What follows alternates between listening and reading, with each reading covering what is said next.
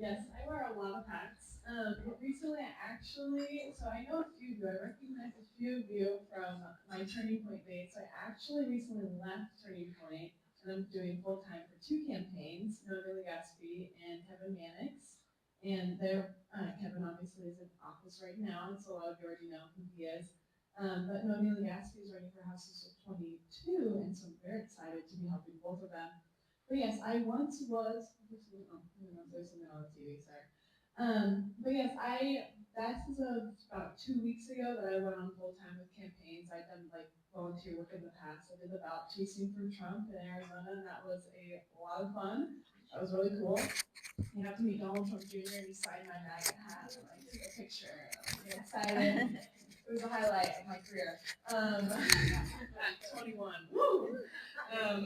But yes, no, I am very young, and a lot of people always note that. And so I think with Turning Point I went to George Fox for 1 year. I did it, college, 1 year. Woo! I did really love it. I love George Fox. I thought it was a fantastic school. I did have a lot of critiques, and I let them know.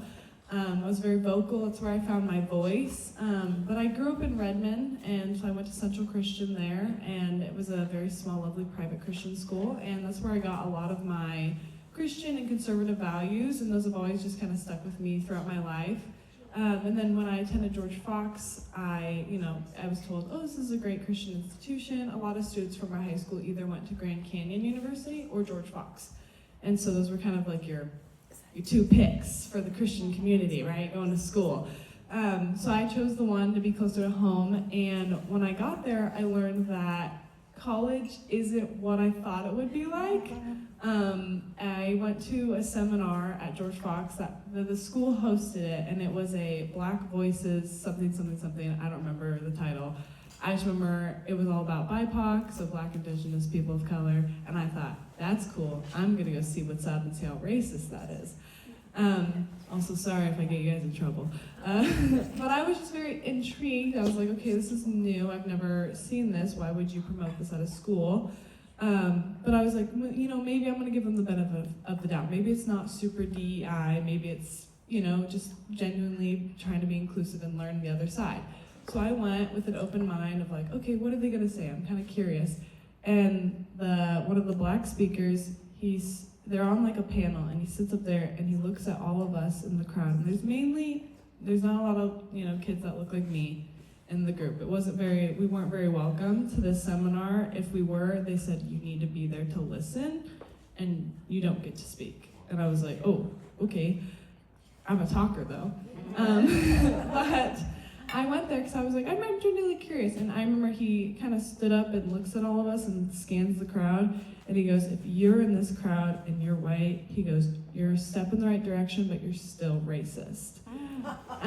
And that was my one of my big red pill moments was I was like, wait, this guy doesn't even know me. Like, I was like, he's some doctor from the East Coast. I was like, I don't even know who this guy is. And he just called me racist. I was like, But then that's when I started really, really digging into conservative values, because before I didn't really know. I was like, oh yeah, you're either Republican or Democrat, and there's like these things called values that go along with the parties. I don't really know. I just love it. And that's when I really dived in, and that's when I found out about Turning Point, and I was sitting next to a classmate, and I had like very don't tread on my gun rights, like pro-life, like USA stickers on my laptop. I was that kid that just like boldly had my laptop expose who I was. And he was like, hey, you seem pretty conservative. And we were in a really liberal comms class, so it was easy to kind of check out who was in this and who was not. And he goes, you seem pretty conservative. He was like, you ever heard of Turning Point USA? And I was like, no, I don't know what that is. What is that thing?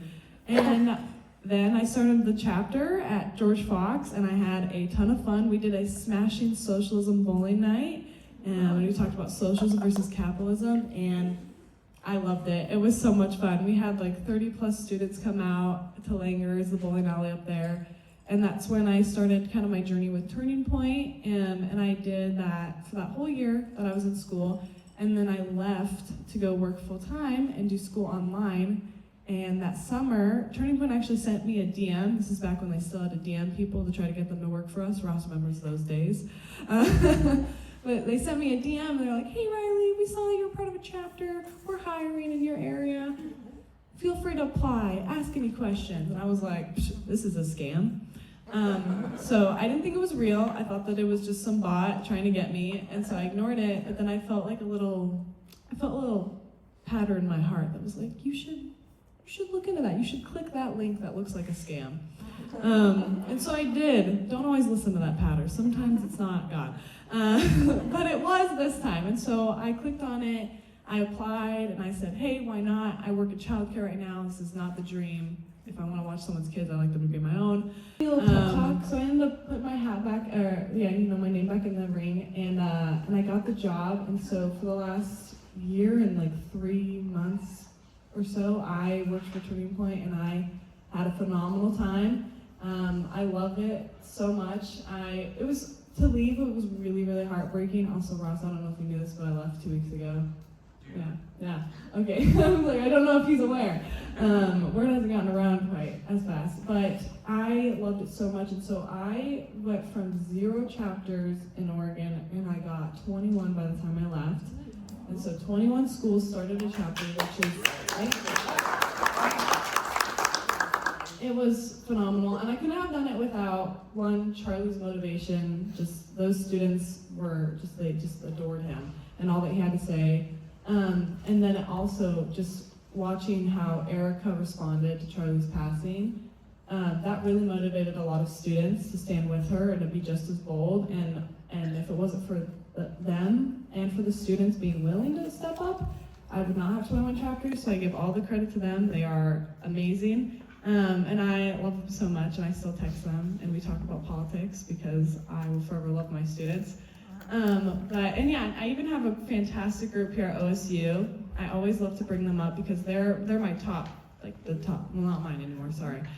They are the top group in Oregon, and that may change, but they are just phenomenal. And U of O has a fantastic group. It took them over a year to start their group because the school said no, and then they said no again. And when they would tell us no, they would send us these forms that we had to fill out, and then when we would fill that out incorrectly, as they told us, they would not tell us how to fill them out correctly. And so we spent over a year I spent it with countless students trying to figure out these forms and how to do it. But that was one of the biggest struggles for Turning Point on the college side of things is the administration. They make it really, really, really hard on students. And so if you meet a student who's conservative, please encourage them to be bold and not be afraid to challenge their admin in a respectful and kind way. Because that's what I did at George Fox, and it taught me a lot of great lessons in college and also just for life. So please encourage students. But I'm also moving on from my beautiful time at Turning Point. I am now the campaign manager, like I said, for Noemi Ashby and Kevin Mannix. And I am very, very excited. So those are 2 House seats in Salem. And so I basically get to help them win half of Salem over for the Republican Party, and I'm very excited. But they are both fantastic candidates. A lot of you probably already know Kevin and are very familiar with him. He's been in office for quite a while, and he's very, very impressive. But Noemi Legaspi, she was on Woodburn's school board for 7 years, and she kind of headed that for a while, and she challenged the school board when they were trying to go against the Trump administration for the ICE raids and all that happened, and the immigration enforcement when that happened in Woodburn in that area. She really, when they were claiming that they were threatening the children's safety at school and that they were coming in and taking the kids during the day, when those claims were going around, she was one of the only one on the school board to speak up against that and say, no, we are going to stand with our president, not because we're partisan, but because he is our president and we respect that. And so that was very impressive, and her term ended in July, and so that was like the last thing that she really got to say to them. Sorry. I got a little frog in my throat, sorry. Oh, it's fine, thank you. But yeah, so she's very, very strong. She's an excellent candidate. I'm very, very excited to be working with her. I think she's going to do really good. And if you want to learn more about either candidates or get involved, volunteer, if you know people in their areas, please come talk to me, and I'd love to get them plugged in. But now my third hat, Young Republicans of Oregon. That is one of my favorites. I'm very, very proud of them. So I first learned, I knew that was like a thing. I was like, oh yeah, YRL, very cool. But I first learned about them and got involved about 2 years ago at, I don't know if you guys are very familiar with Dorchester. Yeah, I'm sure the leadership is familiar with Dorchester. So it's a conference that the Dorchester board puts on every year in April and up in Hood River. And it's just a really fun time where it's technically bipartisan, but let's be real here, it's only Republicans ever show up because it's about conservative values. That's like the basis of it. And so they put on a wonderful event every year, and I went 2 years ago, and I met the YRO board, and I met all the people there, and they got me plugged in. And we didn't have a whole lot of members back then. I'd say it was pretty low, and our leadership was not as incredible as it is now. And so in the last about 2 years, we've quadrupled our membership, and so it's looking really, really good. I'm very proud of them. I'm very proud of them. And then we have been doing a lot of events, and that's something that they didn't do beforehand. And so we've been attending events. So we'll do Dorchester. We did the Reagan dinner. We did the Casino Royale that happened 2 days ago. And so we'll just attend as many events as we can. And we now have YROs all over. Before it was like the hub in Salem, and that was about it. And now we have a huge group in Portland, and we have our first chapter in Central Oregon. And I'm from Redmond, so I'm very proud of that. And so we have our first chapter in Central Oregon, and so Young Republican groups, it's kind of like the county groups, how each of you are like a chapter almost for the ORP. That's how YRO works as well. It's just we're working our way up. You guys are already a little bit more established, and we like that. We're learning from you. And so we have our first chapter established in Central Oregon, and then we're getting one started in Portland Metro, and then we're going to work our way to Salem and Eastern Oregon.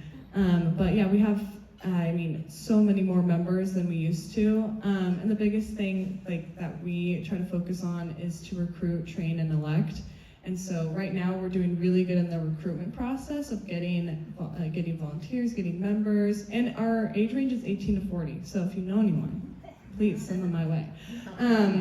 But we are doing really good in our recruiting right now, and then our training. So Oregon Right to Life does some trainings, and so we always make that available for everyone that's a member of the YRO. And then we do other trainings, like when we're at events, it's a lot of I try to help them, and hey, when you come to this event, try to be proper and hold yourself to a higher standard than what my age group holds ourselves to.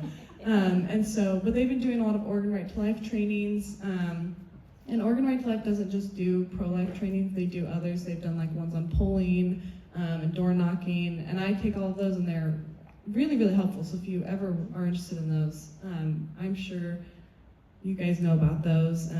They're really fantastic. But right now, and then we're working on training them to know how to get officials elected. And so when campaign season is starting, and about January is when it's really going to start kicking off, and so our main focus is going to be getting them out there to door knock and phone bank and do all the fun stuff of getting our favorite people elected. And then eventually our goal is to get them elected in an office. And so for me personally, I would love to, my goal is to run for state representative and then congresswoman. And so, thank you. Yeah, I'm very excited. We'll see if having kids changes that, but it's all in God's will, of course. But so that's my goal, and so that's something that we're working on. Is right now I'm now stepping into campaign manager role, and so I'm learning, getting trained, right, and then eventually someday I will run for election, and that's the whole process. But we also work with a lot of young people that want to own businesses or already own businesses. And so teaching them entrepreneurship and encouraging them in that and being there to support them. That's a big thing for us, and so if you know any young people, let me know. So I'd love to get them involved, and just keep encouraging them. That's what you guys can do, is just keep encouraging them. If they're not eager to take your advice, don't worry, keep giving them your advice, because we need to listen, and we will work on making sure that they do listen to you.